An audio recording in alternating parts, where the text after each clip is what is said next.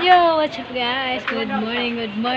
Andito na naman po kami. Nagkatambay kasi wala kaming buyer. Ang aming gawa pag nag-aabang ng buyer ay ganito.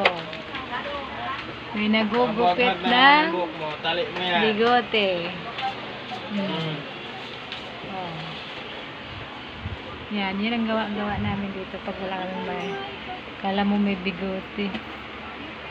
Okay.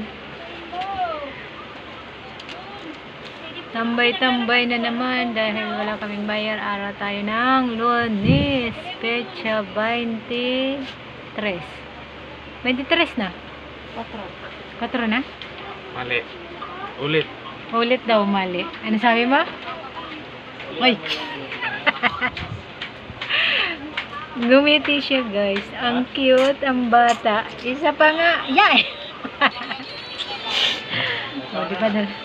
Kaya hanggang dito na lang. Bye-bye siya.